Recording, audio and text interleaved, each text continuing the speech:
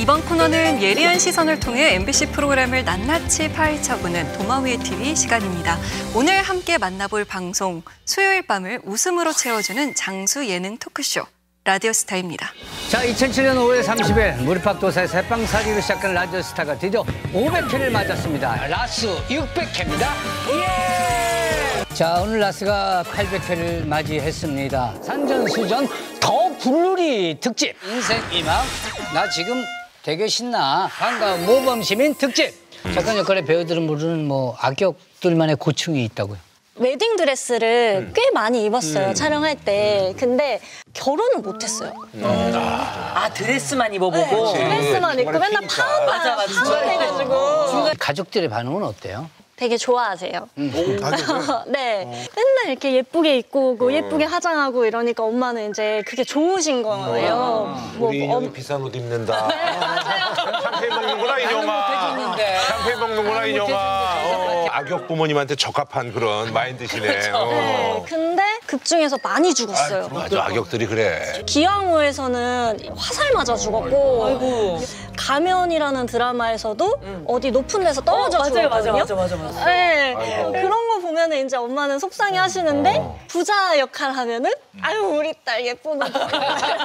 예쁜데 단명했어요. 아유, 참 정말. 저는 진짜 예전에 별명이 한때 젊은 김갑수였어요. 많이 죽었어. 진짜. 옛날에 여기 갑사 아저씨가 맨날 영정 사진 나왔거든. 근데 저도 진짜 빨리 죽었네. 거품격 국내 최장 스토크쇼 17년째 살아남은 우리는 거품격 네버엔딩 해피 방송 드림TV 라디오. 자, 오늘의 행복한 걸로는 둘째가 라면 서럽다는 행복 국가대표 네 분과 함께합니다. 행복 배틀 특집. 살아있는 부처 강주현 씨. 생불이야. 최민수 씨의 첫 번째 처음으로 봤던 좀 이상한 행동 기억나세요? 이상한 행동들이 굉장히 많았어요. 굉장히 많았는데 이제 겨울 때 또 한 번 왔었단 말이에요. 이제 스노모빌을 같이 타가지고 한참 숲속에 이렇게 다니면 똑같은 나무, 똑같은 그곳에 온 것 같이 느껴져요. 미로에 빠진 것 같은 그런 느낌. 이런 오일가 들어있는 게이지가 이게 고장이 났어요. 그러니까 갑자기 남편이 당황스러웠나 봐요. 주지 않을까. 그러니까 그 재킷을 패딩을 다 벗고 나 화나면 어떻게 되는지 알지? 이 얘기를 크게. 왜 자꾸 나를 왜 뺑뺑 돌게 하냐 이거지. 내가 화나면 어떻게 되는지 알지? 이 얘기를 크게 하는데 제가 뒤에 그 스노모빌 뒤에 이렇게 앉아가지고 작년에 그 EXID 그 10주년을 맞아서 네. 세월을 실감했다고요? 저희가 10주년 앨범을 작년에 냈는데 너무 힘들었어요. 나이들이 그 3초에서 중으로 이제 포진돼 있나? 다 좀 3위 됐습니다. 원래 있잖아요. 신체적으로 있잖아요. 32살, 60살 그리고 78세가 신체적 변화가 오는 나이입니다. 32살이요? 32살이. 그럴 때 됐지. 어쩐지 열이 많이 나고 열이 많이 나고 몸이 좀 달라지긴 했어요. 그래.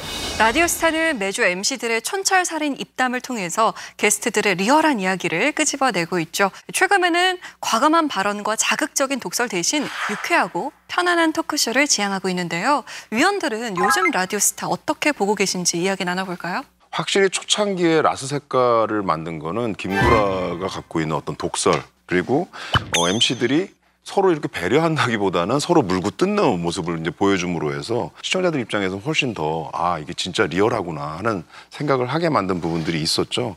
이런 날선 어떤 느낌이 라디오스타의 원래 색깔이었는데 최근 들어서는 이런 부분들이 상당히 많이 유해진 부분이 있다는 거예요. 요즘에는 특히 좀 근황 토크, 그다음에 에피소드 토크 이런 식으로 좀 편안하게 흘러가고 있는데 어떤 면에서는 이게 화제성을 좀 떨어뜨리는 면도 좀 있어서 이제 아쉬움 지점도 좀 약간 있긴 있습니다. 최근 들어서 이렇게 편안해진 이유가 뭘까 이런 생각을 좀 해봤는데요. 아무래도 저는 그건 시간의 산물이 아닌가 싶습니다. 17년이라는 세월이 지나면서 프로그램도 그렇고 거기에 진행자들도 다 여러 가지 우여곡절을 겪다 보니까 남들을 당혹하게 하지 않아도 궁금했던 점, 또 상대가 숨기고 싶어한 점들을 이렇게 끌어낼 수 있구나 이런 것들을 알게 된 것 같아요. 그래서 그러한 것들이 이렇게 순해지는 그런 시간이 아닌가 하는 생각이 들었고요. 특히나 저는 라스는 게스트들의 조합이 굉장히 독특하잖아요. 이게 관련이 없는 사람들 같은데 한데 이렇게 묶어놓기도 하고 또 이야기를 진행하는 방식도 보면 A한테 이 질문을 하고는 전혀 딴 얼굴로 B한테 다른 질문을 하거든요. 그래서 개별적으로 볼 때는 분절된 토크이긴 하지만 이것을 아주 기가 막힌 구성으로 하나로 묶어낸단 말이에요. 그런 부분에서 자기 몫을 하니까 여전히 라스는 갖고 있는 힘이 크구나 이런 생각이 요새 좀 많이 들었습니다.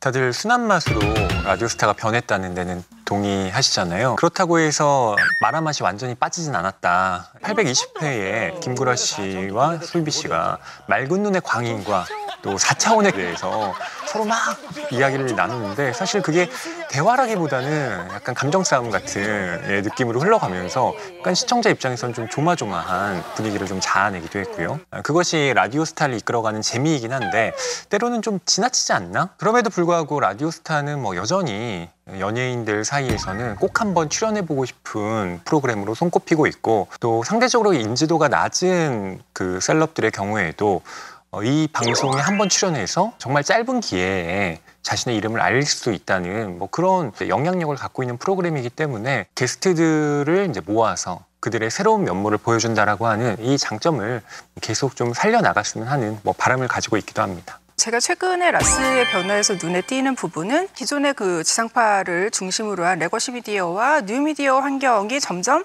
소비 성향이 이렇게 양극화가 되잖아요. 수용층들의 소비 성향이. 그런 격차를 좀 좁히려는 시도를 많이 보여주거든요. SNS를 통해서 화제를 모은 뭐 곽튜브라든지 빠니보트 이런 인물들이 게스트로 꼭 한 명씩 출연을 하고 기존에 이미 스타였던 인물들이어도 최근에 SNS를 통해서 다시 한번 화제를 모은 그런 인물들이 자주 게스트로 나오거든요. 사실은 지금 시청률보다는 화제성이 훨씬 중요해진 시대에 뭐 젊은 층들의 유입을 이끌어내려는 그런 전략이기도 하고요. 또 한편으로 이게 되게 의미 있는 게 뉴미디어를 그렇게 적극적으로 소비하지 않는 그런 기존의 충성도가 높은 TV 시청층이 잘 모르는 최신 트렌드 정보 같은 것들이 있잖아요. 그 정보 격차를 라디오스타가 좀 줄여준다라는 그런 느낌이 들어요. 나는 라스 덕분에 유행을 겨우 읽는 자. 단아까, 곽튜브, 풍자, 서진만까지 아무도 몰랐어. 어떤 매체 소비 성향이 양극화되는 시대에 일종의 다리 역할을 해주고 있다라는 생각이 들고요. 어떻게 보면 이것이 넓게 보면은 뉴미디어가 점점 이렇게 대세가 되어가는 시대에 라스를 비롯한 어떤 지상파 예능의 생존법이 아닌가 싶고 이 지점들이 좀 유의미한 변화라고 느꼈습니다.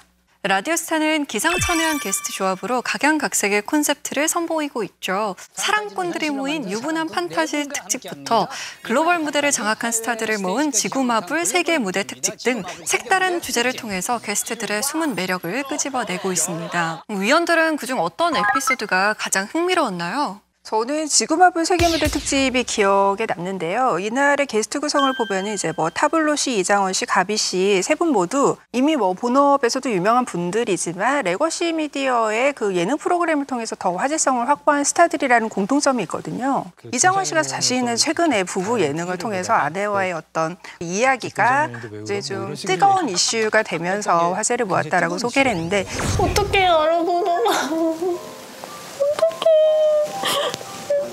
지금 우는 거야? 이장원 씨가 이거 왜 울지? 이걸 어떻게 해야 되지? 야, 왜 슬퍼? 지금 기쁜 거잖아. 아, 왜 슬퍼? 기쁜 거잖아. 다시 해야 돼. 제발. 상대적으로 우리가 뭐 뉴미디어가 대세다 이러면서 어떤 핫한 이슈들은 전부 다 뉴미디어 쪽에 있는 것처럼 이야기를 하지만 이들의 활약을 보면은 여전히 어떤 레거시 미디어의 영향력이 있구나라는 거를 잘 보여준 것 같고요. 또 이들의 TV 출연 장면이 어떻게 보면 SNS를 통해서 더욱더 이렇게 확대 재생산이 되면서 굉장한 시너지 효과가 거기에서 일어나는 거거든요. 그래서 라스 같은 경우에는 이번 편의 특집이 여전한 영향력을 SNS와의 상호작용을 통해서 어떻게 하면 더 끌어올릴 수 있는가 이런 것들을 보여준 특집이었다라고 생각을 해서 이 에피소드에 좀 주목을 해봤습니다. 저는 이 나의 예능 아저씨 편을 굉장히 인상적으로 봤는데요. 그중에서도 특히 게스트로 나왔던 이 권일용 씨가 인상적이었어요. 프로파일러에서 은퇴를 하고 이제 좀 방송인으로 이렇게 살아가면서 조금 내려놓는 편해진 일상에 대한 이 공감, 웃음 이런 부분들을 좀 얘기를 많이 해줬어요. 특히 일상생활 얘기하는데 이 프로파일러 특유의 단어를 쓰는 대목이 아주 인상적이었어요. 아내와 한잔할 때 공소시효가 안 끝난 이야기들을 한다 뭐 이런 얘기를 하고 또 한 사건당 사과를 100번씩 했다. 이 사건이란 표현을 쓰고 또 아내와 동선을 겹치지 않게 한다. 이런 것 표현들. 뭐 사각지대가 있다. 이런 표현들은 들으면 좀 뭔가 빠져드는 부분들이 생기더라고요. 라디오스타에서 연예인들이 연예인들 이야기보다 어떤 면에서는 직업인으로서 좀 공감할 수 있는 이야기가 나왔을 때 훨씬 더 흥미롭거나 집중되는 면들이 있는데 그런 좀 차별화된 정보들이 나올 수 있는 게스트들이 좀 많이 나왔으면 좋겠다는 생각도 했습니다. 저는 그 짤 메이커 특집 이 편이 굉장히 인상적이었는데요. 서로의 짤도 보고 따라해보기도 하고 그런 걸 통해서 이 짤의 매력을 공유해가는 면들이 저는 좀 신선하게 다가왔던 회차였습니다. 특히 이제 이날은 뭐 출연진들이 전광열 씨, 황재성 씨, 한혜, 추 이런 네 분이 출연을 했는데요. 특히 이 중에서도 이제 전광열 씨의 활약이 저는 굉장히 눈에 띄었어요. 일단 뭐 오랜 경력의 배우답게 작품 수도 많고 그 작품 속 인상적인 장면들이 무수한 짤로 탄생이 되어 있더라고요. 이미 빵야 광렬, 통곡 광렬, 찔끔 광렬. 굉장히 그 말도 재밌게 붙여놨는데 사실은 이제 그거와 해당된 장면들, 드라마 장면들을 같이 보여주는데 실제 드라마 안에서는 굉장히 묵직한 메시지를 담고 있다거나 아니면은 뭔가 그 감동 어린 그런 장면임에도 불구하고 이게 하나의 짤이 되고 독특한 단어로서 이렇게 딱 명명이 되니까 완전 반전의 재미를 주는 거예요. 그리고 이 전광열 씨가 보여줬던 가장 인상적인 부분은 진행자들의 요구에 그 마다하지 않고 다 따라줬다는 것. 배우들에게도 어떤 명장면을 재현을 해달라고 하는데 역시 전광열 씨는 대배우답게 순간 감정을 딱 추스리더니 청춘의 한 장면을 주현영 씨랑 같이 잘 보여줬잖아요. 그런 말 효과 없어요. 난 당화 출신이야. 사랑하지 않아요. 내가 사랑해. 국산 모나리자요. 웃으려면 화 웃고 아니면은 말아요. 이 전광열 씨야말로 이 라스가 갖고 있는 그 정신들, 권위를 내려놓고 또 호기심, 도전 뭐 이러한 정신들을 굉장히 잘 보여주는 사람이었구나 해서 굉장히 인상적이었고 사실 이날은 좀 너무 전광열 씨한테 분량이 집중되어 있었어요. 근데 그럼에도 불구하고 황재성 씨나 한혜나 추 이 모든 분들이 각자 자신의 역할들을 충분히 하는 거예요. 그래서 전체적인 조화도 저는 잘 맞지 않았나 해서 이 편이 굉장히 인상적이었습니다. 다음은 스페셜 MC에 대해서 이야기 나눠볼게요. 2019년부터 라디오스타의 고정 MC로 자리를 지키던 안영미 씨가 지난 5월 출산을 앞두고 잠시 휴식기를 갖게 됐죠. 이후 스페셜 MC 체제로 돌입하며 광희, 덱스, 주현영 씨 등 다양한 매력을 가진 스타들이 일일 진행자로 등장하고 있는 상황인데요. 그중에서도 가장 인상 깊은 진행을 보여준 스페셜 MC를 꼽아주신다면요? 저는 맑은 눈이 빛나는 밤의 특집의 스페셜 MC를 맡았던 이수지 씨가 제일 기억에 남는데 우리 딸이 오늘은 그 라스 스페셜 MC로 나왔다 한다. 파이팅 한번 해줘라. 천의 얼굴이라는 별명처럼 정말 다양한 얼굴을 보여주면서 굉장히 재치있는 애드립으로 그때그때의 대답이라든지 이런 식으로 많은 웃음 포인트를 만들어냈고요. 저는 뭐니 해도 마지막 멘트가 가장 압권이었다라고 생각을 해요. 우리 선배님들도 혹시 뭐 임신이나 출산 관련된 일 있을 때 자리 비우시면 제가 한 번씩 역시 개그맨답네. 김구라 씨가 역시 코미디언이야 이러면서 호평을 하기도 했는데 이게 단순히 웃긴 게 아니라 안영미 씨의 빈자리가 어떤 일로 생겼는지에 대한 거를 너무나 잘 환기시켜준 멘트였다고 생각을 해요. 어떤 이런 임신, 출산, 육아로 인해서 또 여성들은 경력 공백이 생길 수밖에 없는 그런 순간을 굉장히 센스 있게 잘 풍자를 해준 그런 멘트였다고 생각을 해서 이수지 씨의 활약이 가장 기억에 남습니다. 저는 이 스페셜 MC 부분에 있어서 인물의 신선함 그리고 또 라스에 필요한 진행 능력 그리고 이 기존 진행자들과의 어울림 이런 점을 한번 생각해봤어요. 거기에 맞는 건 저는 뿜뿜 소셜클럽에 나왔던 박세미 씨가 아닐까 하는 생각이 드는데요. 그날 같이 출연했던 신현지 씨 모델 같은 경우에 디자이너마다 워킹하는 폼이 다르다고 얘기를 하면서 그걸 보여줄 때 당당하게 그 워킹을 따라하는 모습이 굉장히 인상적이었고요. 또 그 변우민 씨와 얘기하는 부분에서 보면 변우민 씨가 이제 전 세계에서 자기한테 관심을 가졌다 이런 얘기를 하니까 전 세계는 BTS만 쓸 수 있어요. 아니야. 원래 당신 나 처음 보잖아. 저 여기 보고 얘기했어요. 그래서 여기 보고. 이렇게 얘기를 하는 거예요. 그래서 그런 면에서 순발력도 잘 보여줬던 것 같고 다만 좀 아쉬웠던 거는 이제 내가 어느 타이밍에 이 대화에 끼어들었을 때 이 상황을 좋게 만들까 이걸 끊임없이 계산하는 것 같은 느낌이 카메라에 계속 잡히더라고요. 그런 부분은 좀 아쉽긴 했는데 반면에 이 라스에서 네 번째 진행자의 자리가 얼마나 이 무게감이 있는 자리인가를 보여준 것 같아서 박세미 씨가 굉장히 인상적이었습니다. 스페셜 MC라는 위치가 게스트 같은 느낌을 줘서는 안 되고 동시에 또 MC 역할도 해줘야 되고 그렇다고 존재감이 떨어지면 안 되고 굉장히 어렵다는 게 분명히 느껴지는데 그런 측면에서 저는 이 짤메이커 특집의 스페셜 MC 주현영 씨가 완급 조절 이런 것들을 잘 했다는 생각이 좀 들었어요. 김구라 씨가 나와서 좀 편안하게 해달라 이렇게 얘기를 했는데 편안하게 해주시기 바라겠습니다. 네, 장애물만 없다면. 그래. 이분한테 오늘 좀 기대해도 되겠구나 하는 생각을 딱 하게 만드는 스페셜 MC였고요. 또 해야 할 자기 역할들이 있어요. 이 질문 던져야 될 것들. 그럴 때는 또 확실하게 뚝 자르고 훅 들어오는 면들이 있어요. 황교성 씨가 뭐 자기 수상 경력 같은 거를 막 이렇게 늘어놓으니까 갑자기 이걸 뚝 끊으면서 네 알겠습니다 그러고서 다음 얘기로 지나가더라고요. 라스가 지금까지 해왔던 뭔가 물고 뜯는 면도 있지만 좀 화기애애한 분위기도 가져갈 수 있는 그런 색깔하고 잘 어울리는 인물 아닌가 하는 생각이 좀 들었어요. 그래서 주연형 캐릭터가 라스라는 색깔과 잘 어울려서 저는 이분을 굉장히 스페셜 MC로서 주목해서 봤습니다. 스페셜 MC가 활약할 수 있었던 배경에는 고정 MC들의 안정된 진행이 있었기 때문이라는 생각도 드는데요. 첫 방송부터 함께 해온 김구라 씨를 필두로 코미디언 김국진, 유세윤 씨까지 거침없는 돌직구 멘트와 다채로운 질문들로 게스트들의 매력을 뽑아내며 라디오스타만의 재미를 배가시키고 있죠. 고정 MC들의 활약과 호흡에 대해서는 어떻게 평가하고 계세요? 특정 인물들을 한 프로그램에서 10년 이상 볼 수 있다는 거는 이 장수 프로그램들이 갖고 있는 매력 중에 하나인 것 같아요. 외모에서도 이제 점점 세월을 같이 먹어가는 모습들을 볼 수도 있지만 그 사람의 멘트 안에서도 사람의 변화되는 모습을 느낄 수가 있잖아요. 그래서 그런 면에서 본다면 라스를 처음부터 지켜온 김구라, 김국진 씨는 굉장히 좀 남다른 의미를 갖고 있다는 생각을 하거든요. 일단 김국진 씨 같은 경우는 굉장히 약한 이미지를 갖고 있죠. 기센 동생들에 눌려갖고 위축되기도 하고 뭔가 이렇게 주눅 들어있는 듯한 느낌도 들기도 했는데 약간 그 어떤 전환점이 있었던 것이 저는 결혼이 아닌가 하는 생각이 들어요. 그러면서 이 사람이 좀 편안해지고 뭔가 자신감을 갖는 것 같고 이렇게 약간 깐죽거리는 멘트를 날릴 때도 예전보다는 훨씬 더 시원하게 날리는 듯한 느낌? 반면에 김구라 씨 같은 경우에는 자극적인 어떤 독설, 그리고 남의 과거사를 끄집어내려고 하는 모습들, 또 굉장히 집요함 이런 것들이 아주 공격력을 굉장히 잘 보여줬지만 이분도 라스를 하면서 자신의 말 때문에 어떤 어려움도 겪기도 했고 개인적인 개인사에서도 등락이 좀 있었잖아요. 근데 그 과정을 쭉 오면서 이분은 순해진 거예요. 그래서 이 두 사람은 서로가 강함과 약함을 이렇게 조화를 시켜가면서 나눠가면서 라스의 매력의 평균점들을 잘 유지해오지 않았나 그런 생각이 좀 듭니다. 유세윤 씨 같은 경우에는 뉴미디어 생태계를 잘 꿰고 있잖아요. 최신 트렌드를 잘 요약해서 전달해주는 그런 역할에서 유세윤 씨의 역할이 되게 돋보이고요. 김구라 씨와 김국진 씨 같은 경우는 그런 측면에서 이제 뉴미디어 세계를 약간 낯설어하는 그런 중장년층을 대변하는 그런 역할을 담당을 하고 있거든요. 김국진 씨 같은 경우에는 특히 이제 잘 알지는 못하지만 그래도 뭔가 이렇게 최신 트렌드를 나도 좀 같이 따라해보고 싶다 이런 모습으로 웃음을 이끌어내는 포인트가 굉장히 자주 보여요.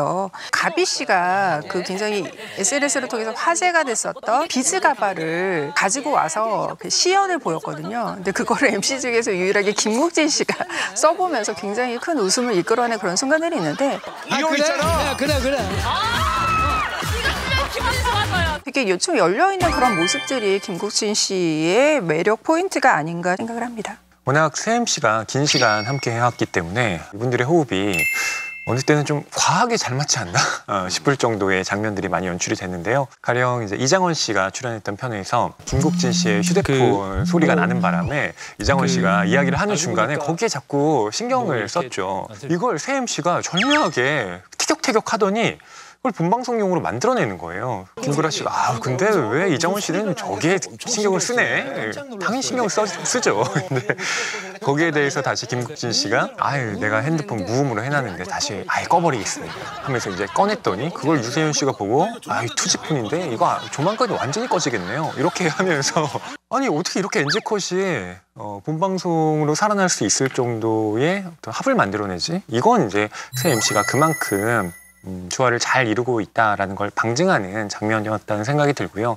그렇기 때문에 실은 이제 MC들끼리의 합이 너무 강할 때는 초대된 게스트들이 묻힐 경우가 있습니다. 상대적으로 좀 자기 주장이 약하고 이제 막 뭔가 이야기를 해보려고 하는 게스트가 나올 때는 거의 말도 못하고 퇴장해버리는 이런 회차가 좀 아쉽게 느껴져요. 그래서 이 MC들의 어떤 조화도 좋지만 비중을 어떤 식으로 조절해야 할까 여기에 대해서도 좀 생각을 해봤으면 합니다. 다음 주에 만나요 제발이라고 외치던 라디오스타가 어느덧 17년이 됐습니다. 국내 최장수 토크쇼로서 꾸준히 화제성을 모으고 있는 상황이지만 최근 다채로운 포맷을 지닌 신개념 토크쇼들이 등장하면서 긴장을 늦출 수 없는 것도 사실입니다. 이럴 때일수록 라디오스타가 본연의 정체성을 살려서 경쟁력을 유지해 나가는 것이 중요할 것 같은데요. 이와 관련해 제작진에게 전해주고픈 이야기가 있을까요? 라디오스타는 주제나 소재에 한정이 없어요. 그러니까 범용성이 그만큼 크다는 얘기거든요. 얼마든지 확장도 가능하고 또 지금까지 쌓아온 공력이 있기 때문에 여전히 시청자들의 관심을 받고 있는 프로그램이라는 생각이 듭니다. 또 4명의 게스트를 묶어서 새로운 시너지를 내는 이런 방식들, 이것도 다른 토크쇼에서는 좀 기대하기 어려운 면을 소화하고 있는 거거든요. 그렇기 때문에 라디오스타를 보는 시청자들 입장에서는 4명이 다 재밌진 않더라도 그중에 1명만 재밌어도 난 본다, 뭐 이렇게 여기는 사람들도 있거든요. 제작진 입장에서도 지금까지 쌓아왔던 이런 그 라디오스타의 역사를 계속 잘 계승해 주기를 바라는 마음입니다. 뿜뿜 소셜 특집을 예로 들면은 변우민 씨, 이지훈 씨, 고규필 씨, 신현지 씨가 게스트로 등장을 했어요. 근데 이분들 사이에 어떤 공통점이 없는데도 하나의 기획으로 굉장히 잘 묶었거든요. 그래서 앞으로도 이런 다양한 어떤 세대와 직업을 초월한, 그래서 그 안에서 어떤 공감의 웃음을 이끌어내는 것, 이런 것들은 이제 라스만의 어떤 경쟁력이 될 거라고 생각을 하고요. 한 가지 제작진께 바라는 것이 있다면 나의 예능 아저씨라든지 유부남 판타지 같은 특집을 보면은 타이틀에서부터 이미 남자가 다 오겠구나, 다 남자겠구나 이런 생각을 하게 되잖아요. 그리고 MC도 대부분 이제 3명이 다 남성 MC이기 때문에 어쩔 때는 전부 다 남자로만 구성된 그런 스튜디오의 모습을 많이 볼 수 있거든요. 세대와 직업은 다양성을 추구하는데 아직도 성별적인 측면에서는 좀 기울어져 있다라는 생각이 들어서 그런 점들도 좀 신경을 써주셨으면 합니다. 저는 진행자에 대한 정비를 좀 더 빨리 해주셨으면 좋겠다라는 생각이 들어요. 요새 보면 이제 스페셜 MC 체제로 이렇게 운영이 되고 심지어 뭐 이 유세윤 씨가 들어올 때는 1년 6개월을 그 스페셜 MC 체제로 유지를 해왔더라고요. 근데 이 스페셜이라고 하는 것들이 자꾸 반복이 되면 그냥 그게 일상이 되는 거잖아요. 특히나 스페셜 MC들은 이렇게 사람마다의 차이가 있어서 라스의 어떤 그 평균점들을 유지해 가는데도 좋은 영향은 안 미치는 것 같아요. 그래서 그런 면에서 본다면 안영미 씨가 라스 최초의 여성 진행자로서 자기 역할을 했던 것처럼 새로운 명분을 갖고 있는 후임 진행자들을 좀 빨리 선정해 주시는 것이 필요하지 않을까, 제작진에게 좀 부탁드리고 싶은 말씀입니다.